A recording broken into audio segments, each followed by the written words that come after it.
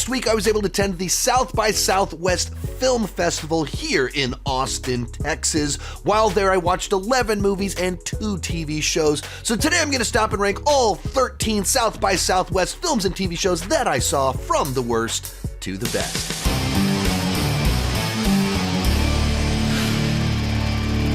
Now, when it comes to these film festivals, they always try to have a couple of more mainstream headliners to get movie stars to show up, to get the big headlines.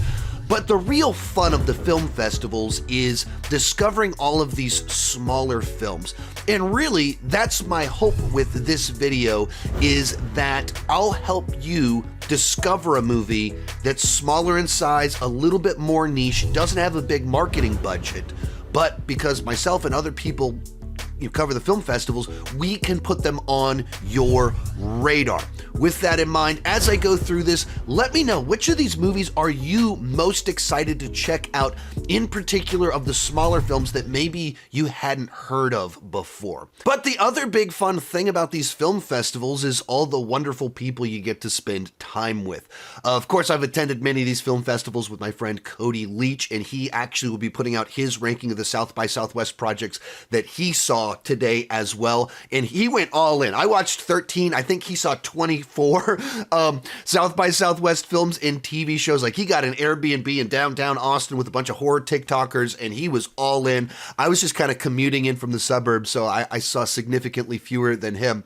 But like I said, hanging out with him, hanging out with a bunch of other people that came to town, Mama's Geeky, all these horror TikTokers that Cody was here with. We went out and sang karaoke one night, and I did my Green Day impression singing some Basket Case one night. That was a lot of fun.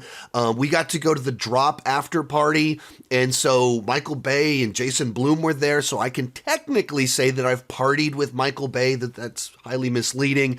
And a lot of these, most of the premieres are in the Paramount Theater, which is a over 100-year-old theater where Houdini did shows, and it seats 1,200 people. And so it's just like it is the best possible way to watch a movie. And I was in the front row on a number of the films. Normally that's a bad thing unless the cast and crew are there, in which case Ben Affleck, Matthew McConaughey for their premieres were like 10 feet right in front of me, which is very cool. And so just a great experience, a time to like discover movies, spend time with other people that love movies, and just create a bunch of just memories. Even just waiting in line. I had to wait in line for 3.5 hours to get into a couple of the movies, and I just made friends with the people around me and met some other film journalists and heard their stories from working on Ain't It Cool News. It's just a really neat time to get to attend one of these deals. Met some fans of the channel that came out to their first film festival. Wonderful time. Now, later in this video, I'm going to share a segment. I'm going to have a section in here where I just asked as many people as I could what their favorite movies were of the film festival, where I was only able to see 13 movies and TV shows. Everyone else saw different things from me. 150 movies play at this deal, so you can't even possibly see all of them. And you're drawn to different things because they're intentionally more niche and not as broad. So there's things I didn't check out because I wasn't interested, but it was someone's favorite movie. So I want to introduce you to as many films as possible. So there's a section in this where we're going to share as many people's recommendations as I can. And let's get started with my ranking. Coming in last place, Another Simple Favor. This is the sequel to A Simple Favor, starring Anna Kendrick, Blake Lively, and Henry Golding. The movie came out, 7-8 years ago. And a film that my wife is a really big fan of. I like that movie too. And the cast is charming. It's different. It's a Paul Feig film, but a very different movie from other Paul Feig films where it's not like a wacky comedy with a bunch of improv.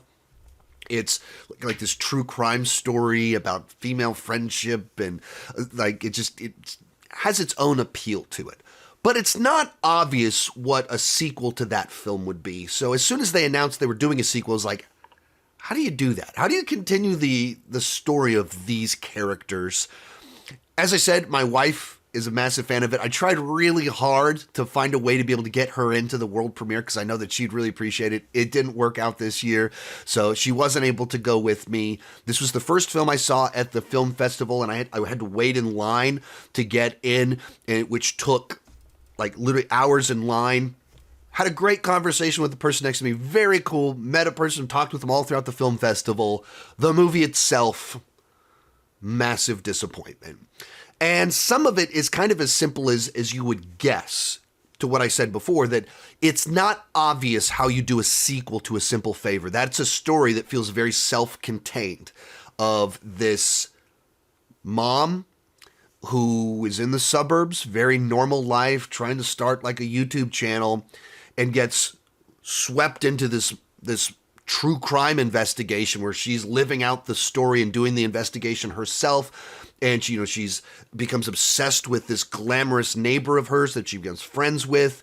And it's kind of a one and done kind of story. It's not the sort of one that there's obvious other adventures that you have in this world. So you get the second one, and what can you do from there? At the beginning of the film, our very normal soccer mom is a best-selling author that's famous.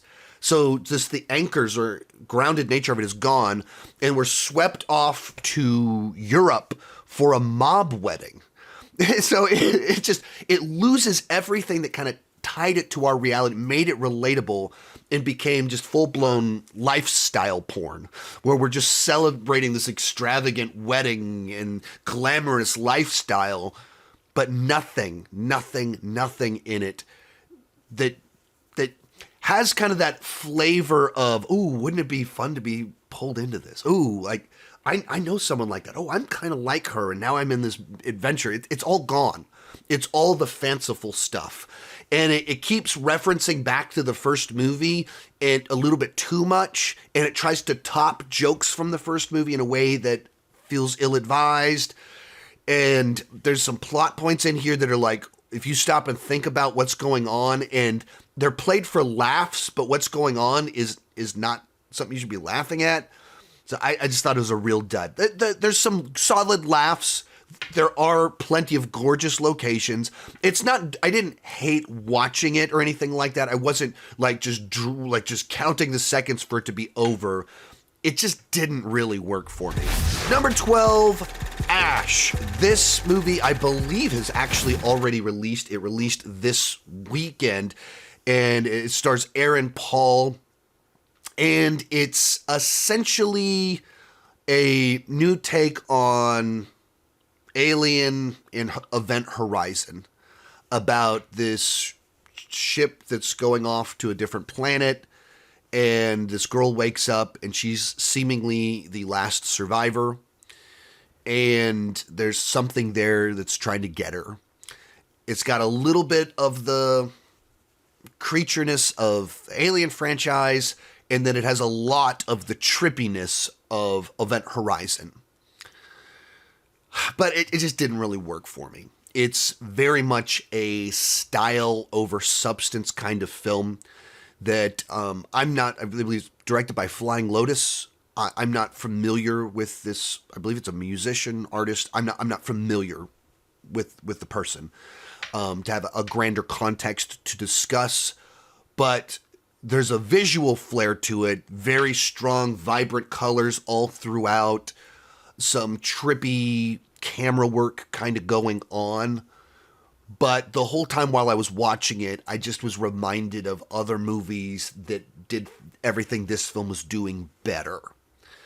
And it just didn't feel like there was any depth to it. I didn't feel like I connected with the characters. I wasn't invested in the mystery of what's really going on. It was just very familiar and reminiscent without having enough of its own thing to add to it. And while it's very stylized, it wasn't specifically a style that I got invested in. It was just, like I talked to Cody Leach, who saw it at its world premiere, was in the front row. I watched it on the screener link for it. He watched it from the front row, and he was like, Sean, you would have been nauseous if you saw this in the theater, because just flashing between all these colors, the camera's spinning, you'd just be sick if you'd watched it.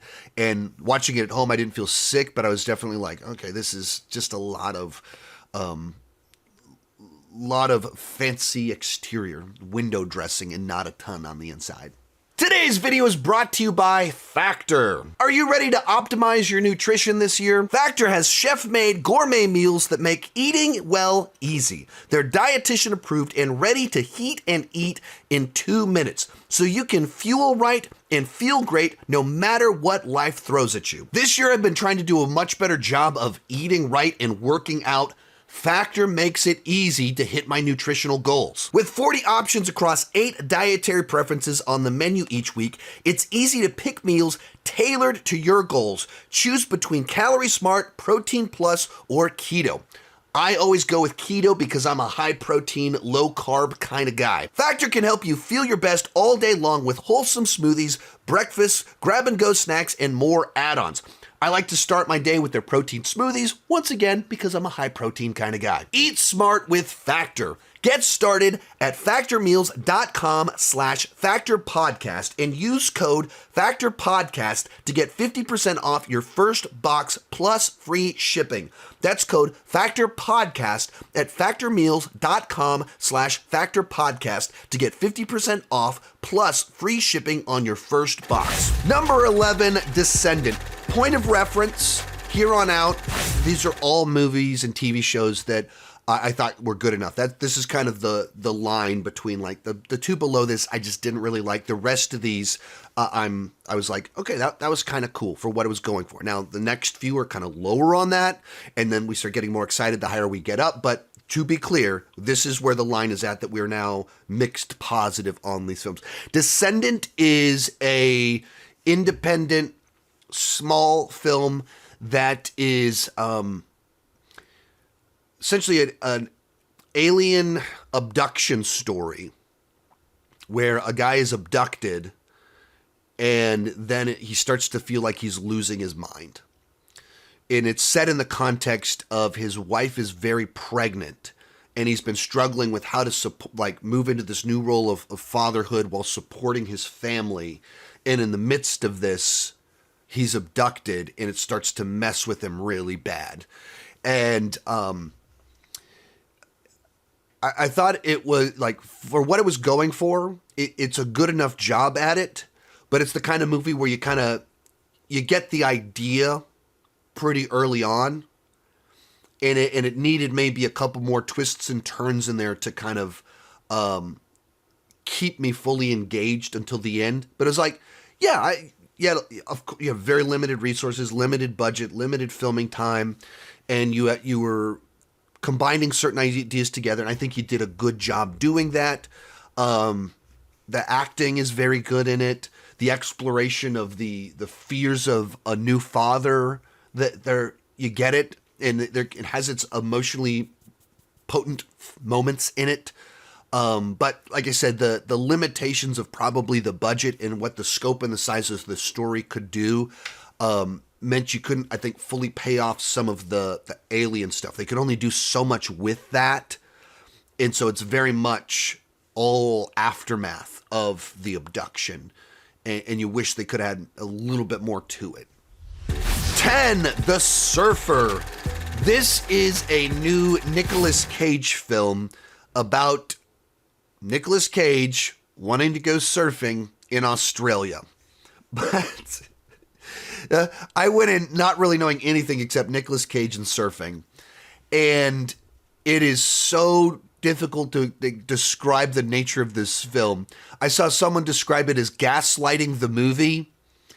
It plays like this very strange nightmare where the whole movie is he just wants to go surfing and he's not allowed to go surfing. Don't live here, don't surf here. Hey, Dad. It's okay. So there's very little surfing in this movie about surfing. And it's you're watching it, trying to you think you figure out what the metaphor is and what it's exploring, and then like dream logic kind of transitions into this other thing, and characters disappear and cars disappear and they're replaced with other things and relationships change. It's a very trippy movie in that sense. It like has dream logic, and like his tires will be slashed, and then all of a sudden he's sleeping in a different car. It's so difficult to explain. It's not really my kind of movie. It's not the movie I'm gonna go rewatch, but it's the sort of film that's fun to experience at a film festival like this because it's so weird and strange. As it's, Nicolas Cage just really, really, really wants to go surfing at this beach that he grew up at, but the locals won't let him go surfing. They will not let him go surfing. So I don't, like I said, I don't know how to explain the experience of it to you because it's so dream-esque and metaphorical.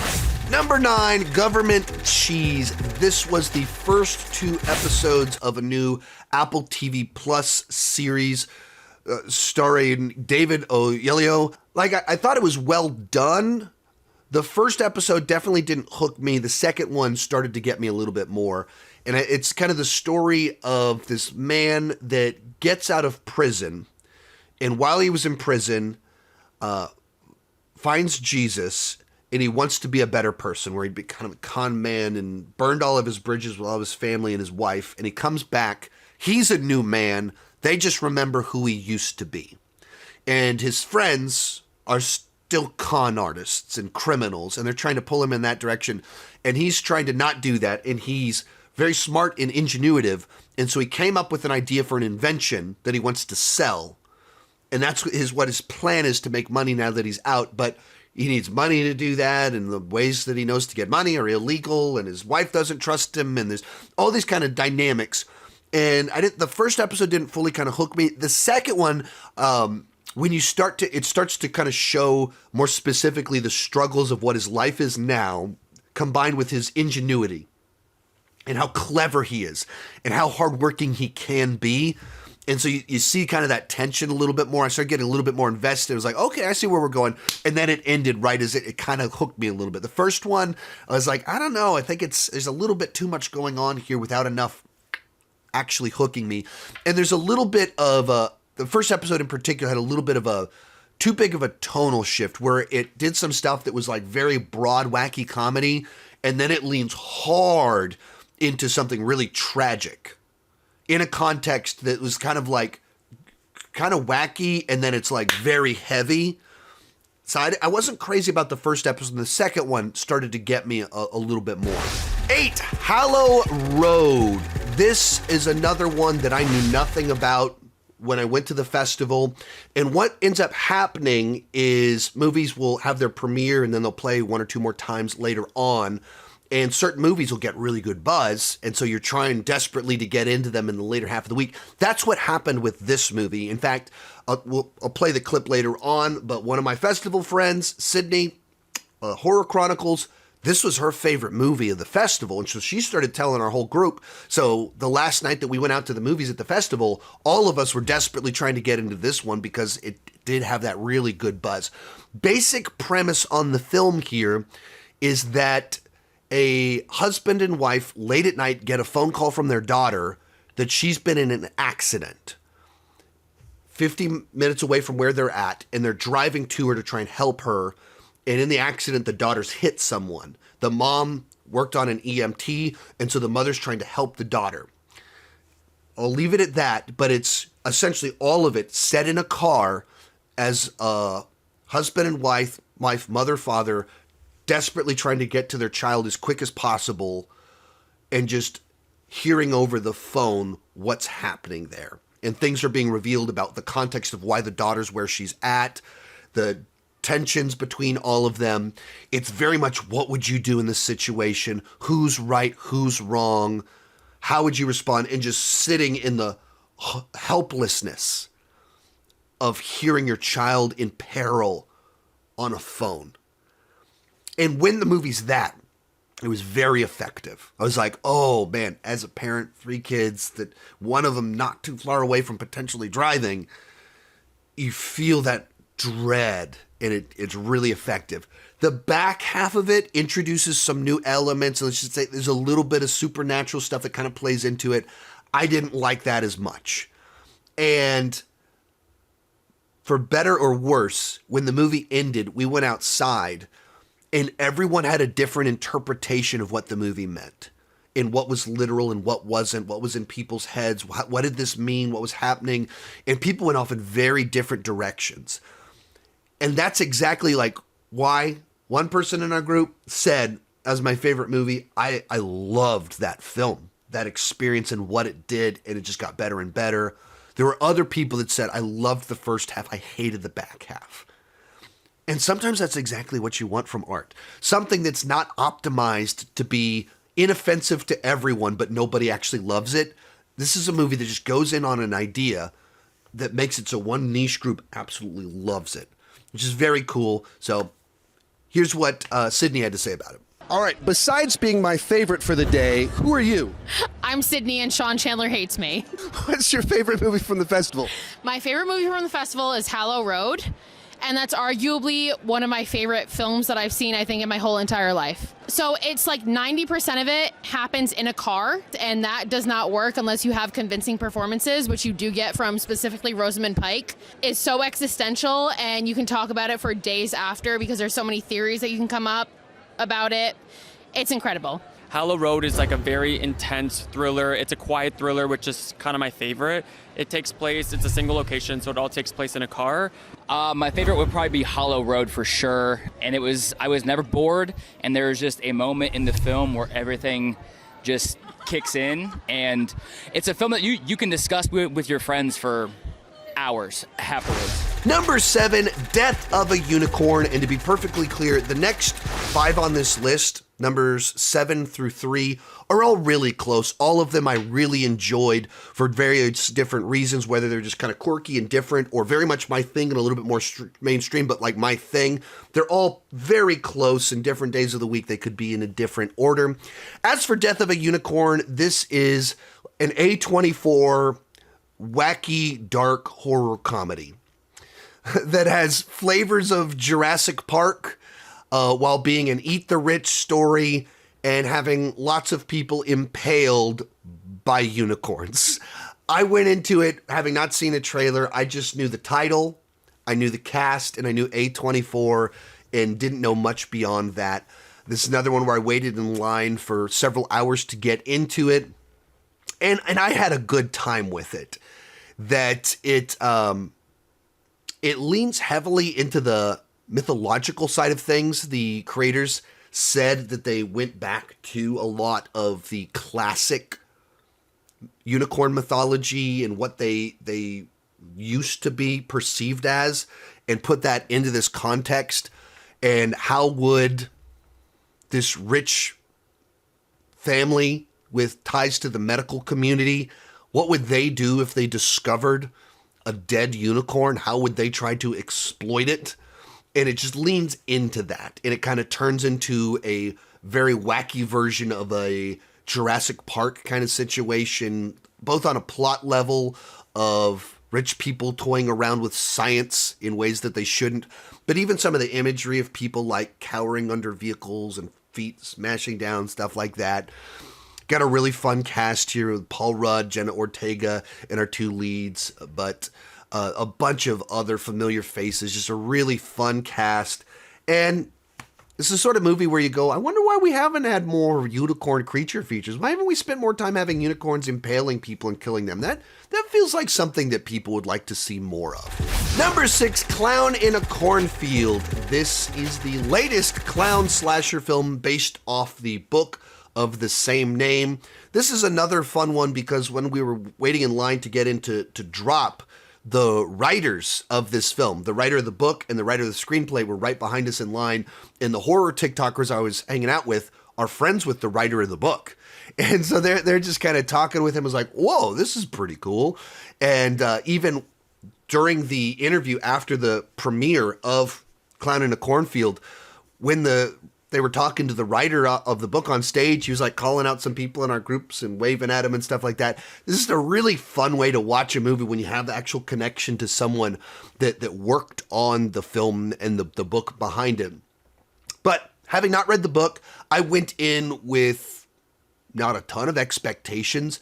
And the first 40% of the movie is kind of fairly straightforward clown slasher. You know, misbehaving teenagers in the town that's kind of suspicious, slowly starting to get killed off by a clown in a cornfield. And there's a moment in the film where it like kicks into high gear. And it's like, oh, there it is. That's what makes this one pop and stand out. And as soon as that happened, about 40% of the way through the film, I had a really good time with this film. There's plenty of effective laughs. There's some nice kills that are like, oh, that was nasty and gnarly. Just the right number of twists and turns to just deliver a real fun slasher. Like I said, the first 40% was a little bit too straightforward and familiar before it kind of kicked in. And when you kind of get the final revelations about what's going on, I didn't think it fully added up on motivations and things like that.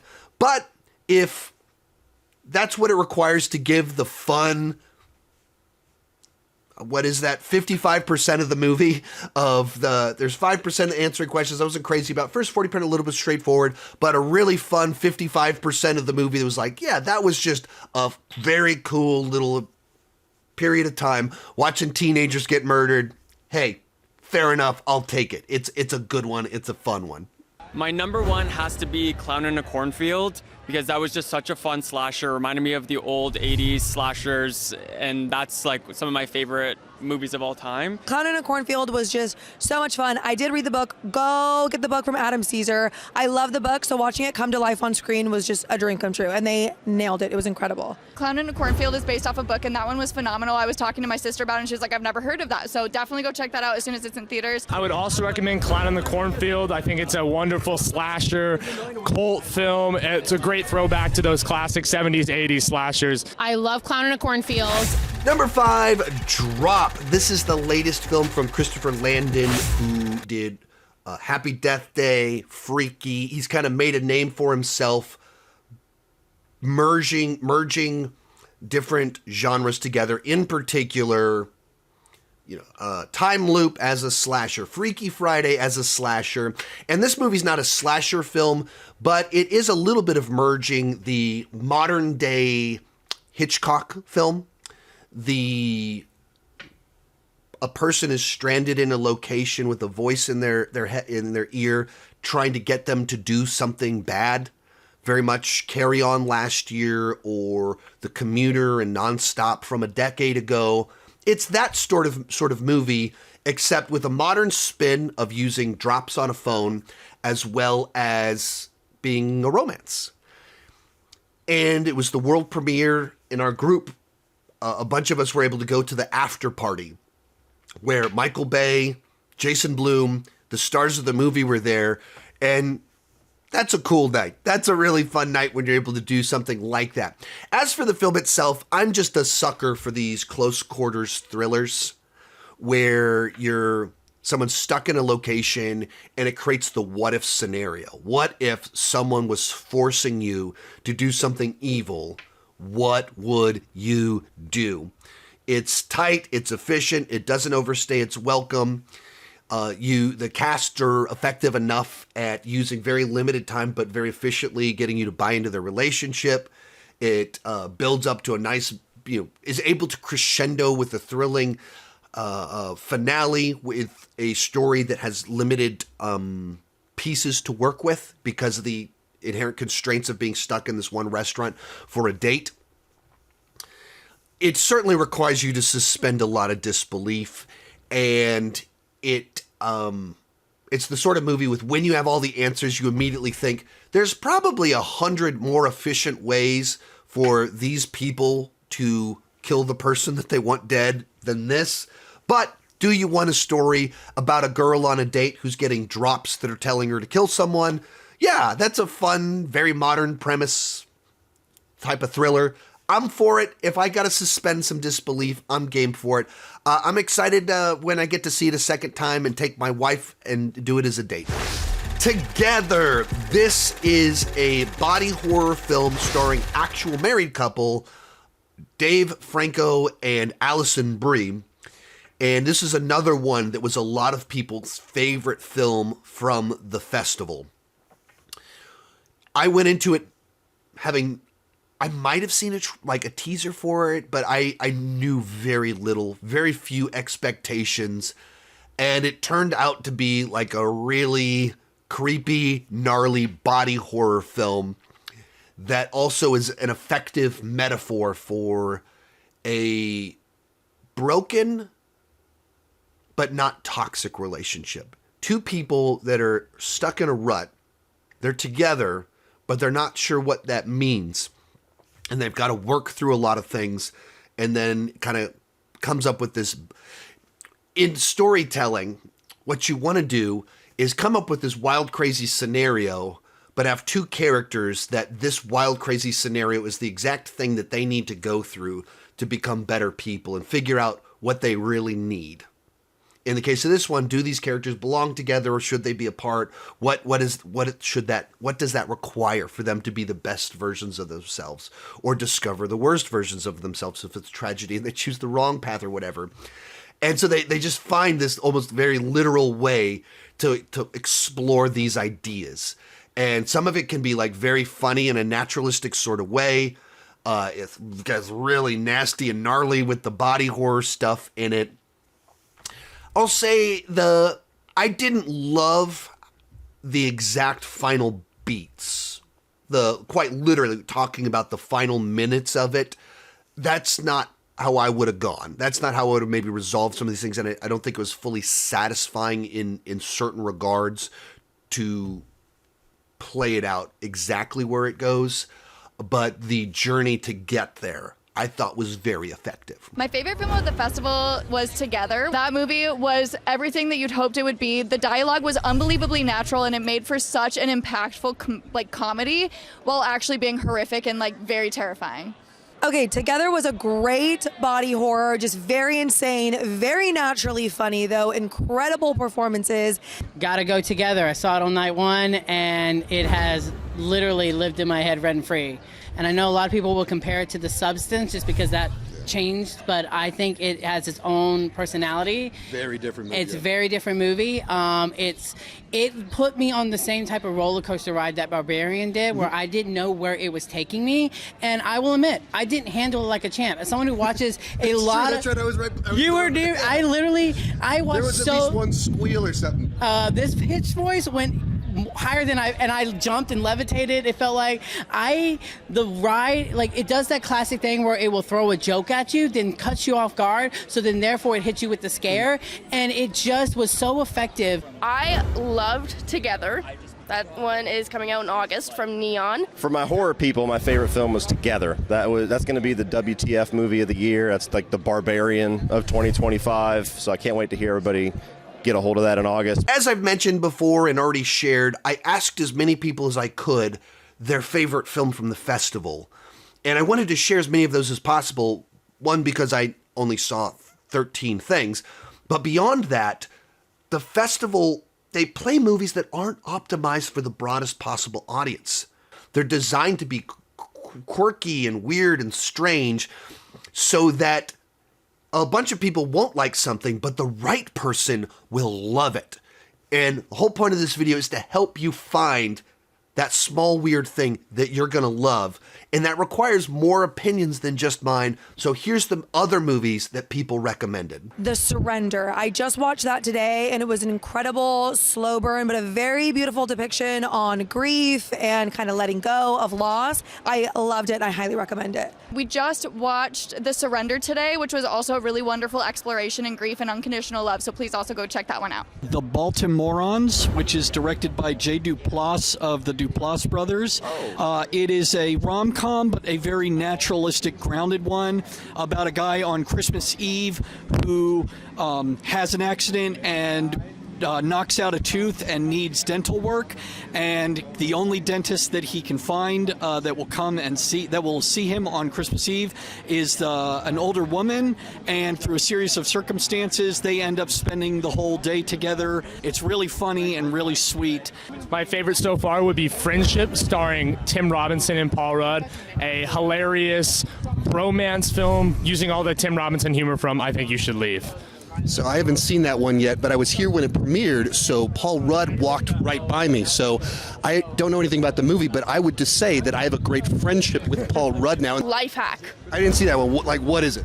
So it's a screen life movie, so it takes place all on like a laptop screen essentially. So think missing, searching, and these young 20-year-olds basically do an online Bitcoin heist. People need to see Life Hack. It is so good. And the other one is the film that's playing tonight, and it's called It Ends.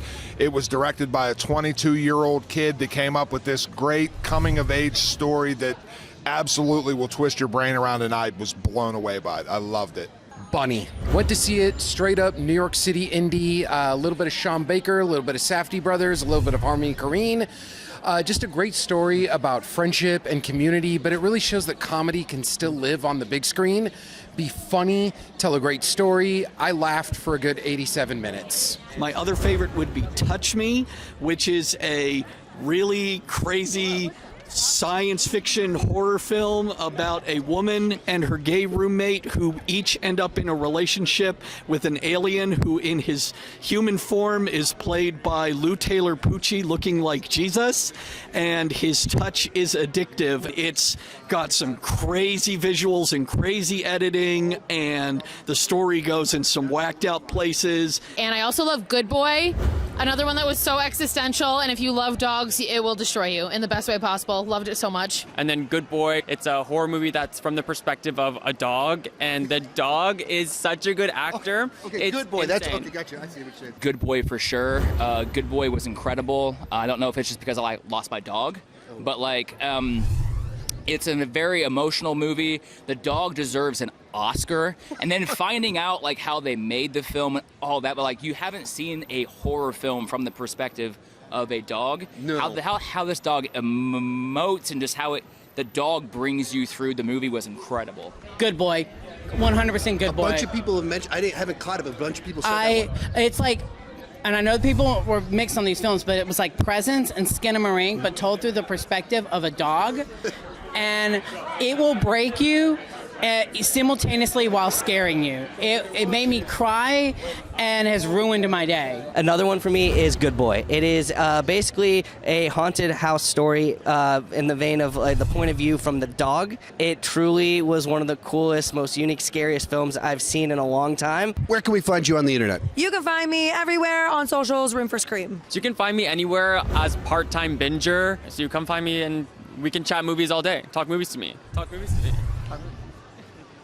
You can find me on TikTok and Instagram and Letterboxd at Slasher Reviews. I'm Slasher Talk Horror pretty much everywhere, TikTok, YouTube, and Instagram.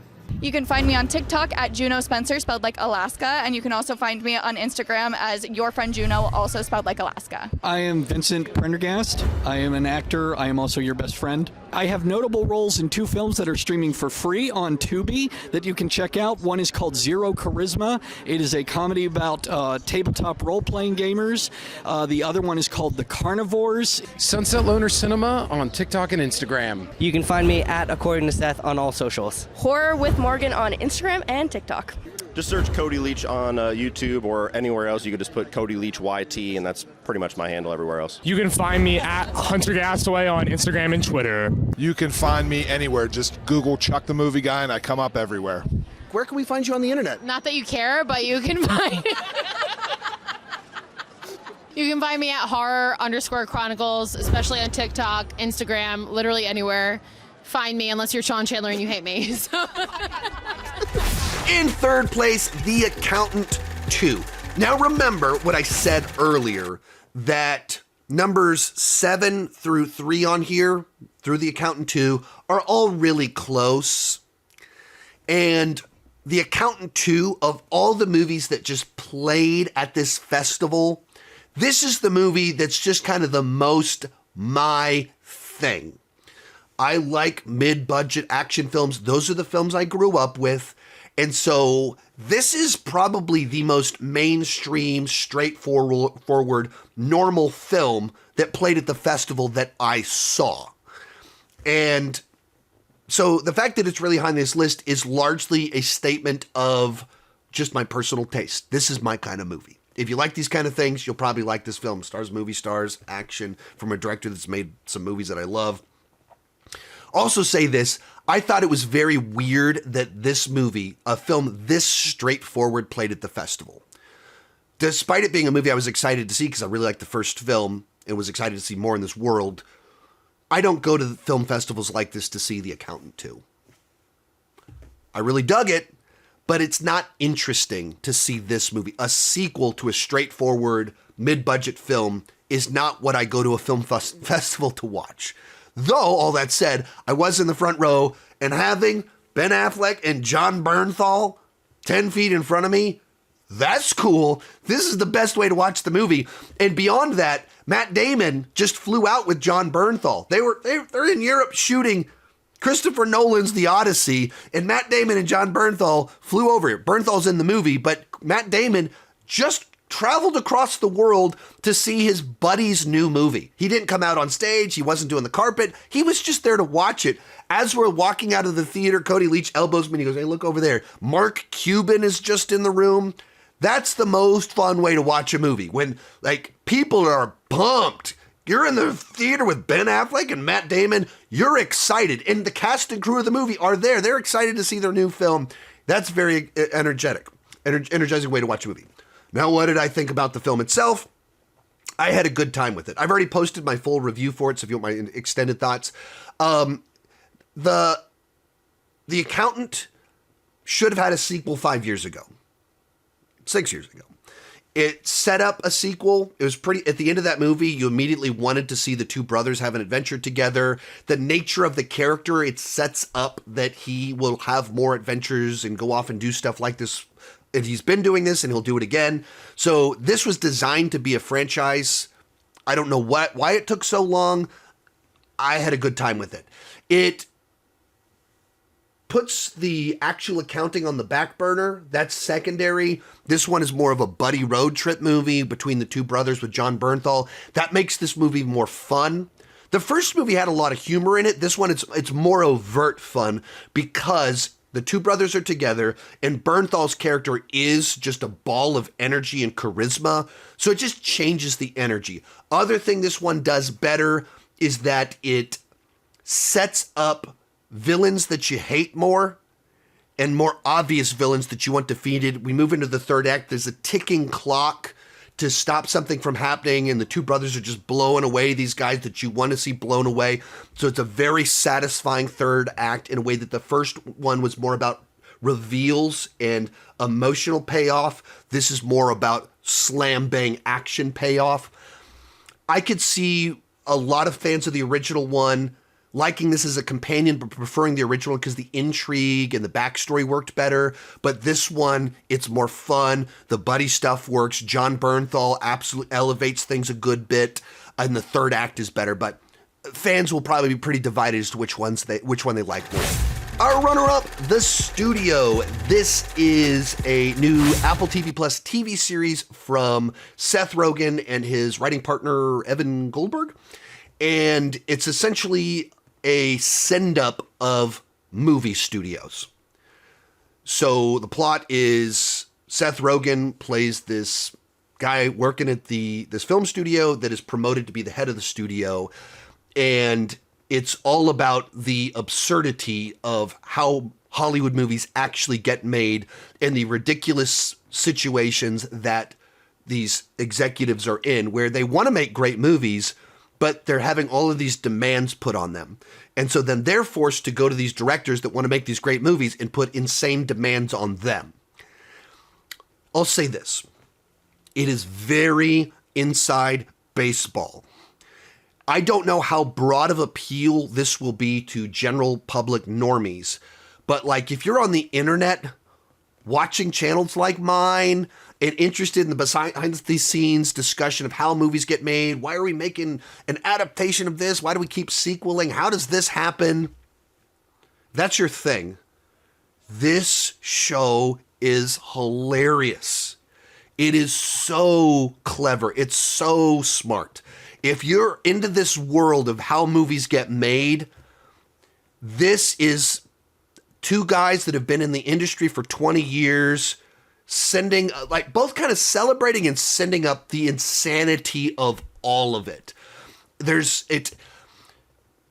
While I was watching it, it reminded me of Seinfeld from the 90s, where each episode would have like this one central joke to it that they keep building on, and the end of the episode is like the punchline to this joke that's been built up and set up the whole episode, and it feels like it loops around at the end.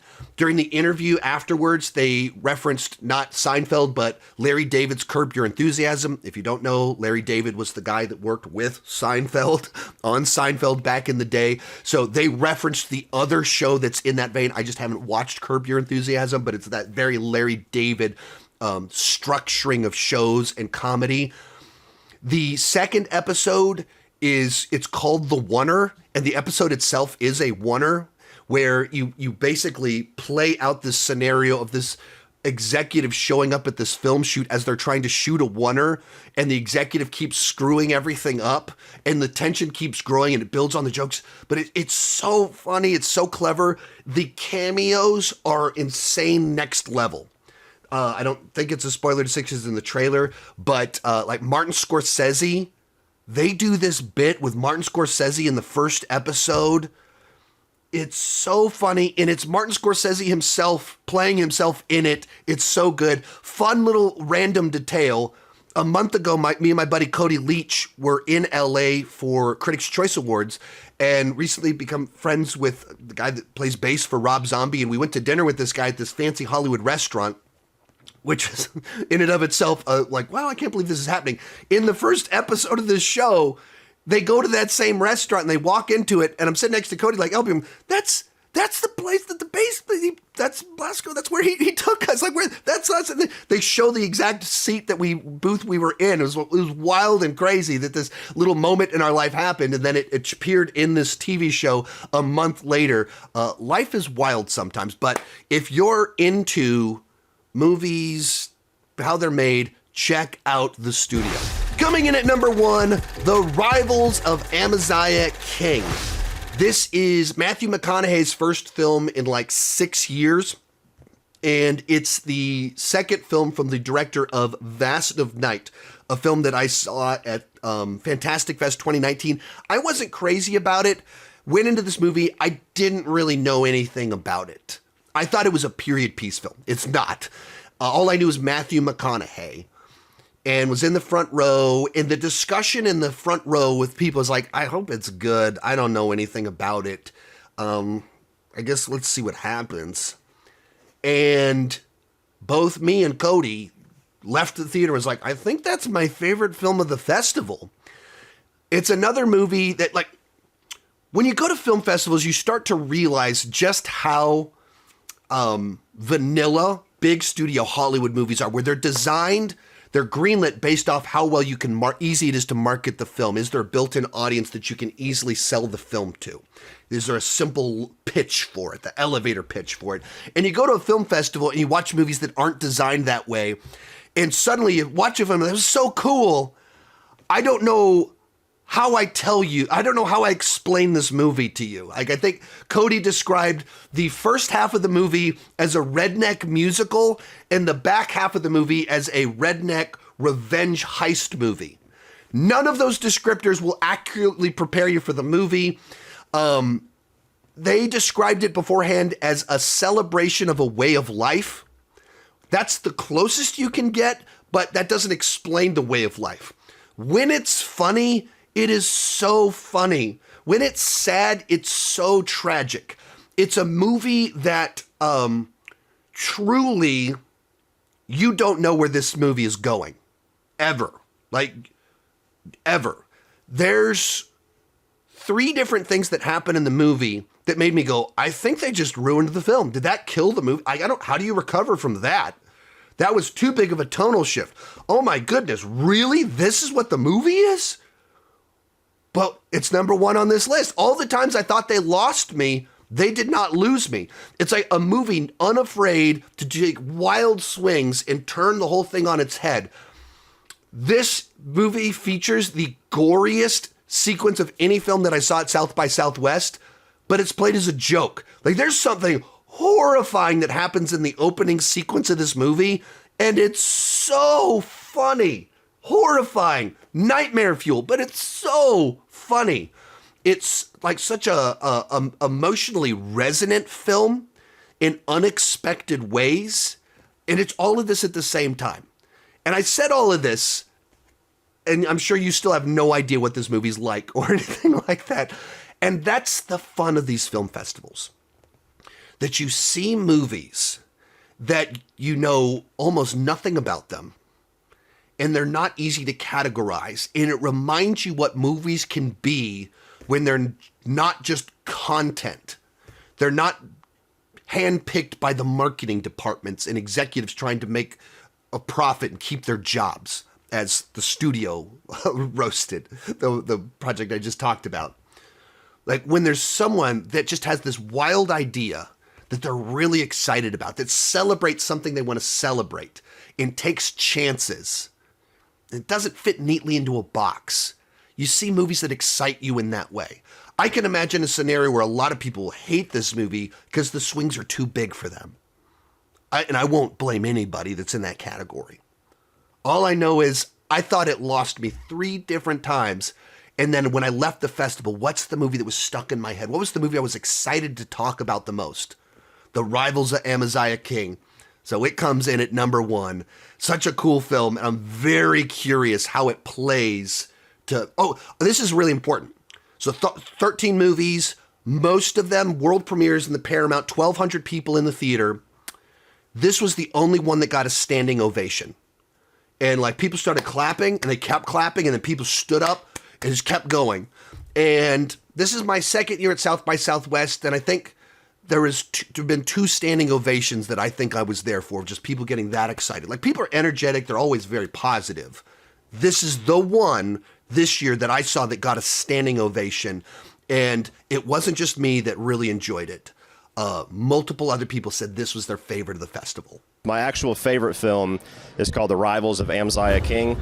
Walked into it, had no idea what it was, really had little... We were literally like talking about, I hope this will be at least good. That was literally what we were saying before it started. Like, the only reason we were there is because, like, oh, I guess we'll see this. Matthew's going to be in the room, and I don't want to go home yet. And it's a movie you can't even describe. Like, the plot of it, the different genres and everything, it is such a unique thing that it just takes you on this ride. You're laughing for like a solid 5 to 6 minutes straight at something that happens in the beginning, and then it gets very sentimental, and then it turns into like a redneck heist film. Kurt Russell's got a role that barely even speaks, and it works. Like, it was just incredible. So that's the one that I'm going to walk away just very glad I got to see it. My favorite movie of the festival is The Rivals of Amziah King. It was just such a unique and special movie. It is like a heist movie. It's a movie about bees, about family, and how music brings people together. And it is unlike anything I've ever seen. And from the opening moments, you're absolutely just like, it oozes with like this, like, it's hard to explain, but it's just like, it's such a beautiful movie that I cannot recommend it enough. The Rivals of Amziah King with Matthew McConaughey, because when I left the theater, I felt like I experienced something generational and special. It is a very special film that you need to go into blind and just see. I think it's a masterpiece. I loved it. Like I said, the purpose of this video is to help you find your next favorite movie that you haven't heard of before. Something smaller, something a little bit more interesting. I don't really want to introduce you to The Accountant with this video, because that's a big movie from a big studio with big movie stars. It's the other stuff that you haven't heard of, that doesn't have a marketing budget, that's not a sequel. That's the stuff that I hope I can point you towards, or sharing other people's opinions will help you discover something smaller and more interesting, and not just the big studio mainstream franchise stuff. Let me know which movie you're most excited about down below in the comment section, and keep talking movies.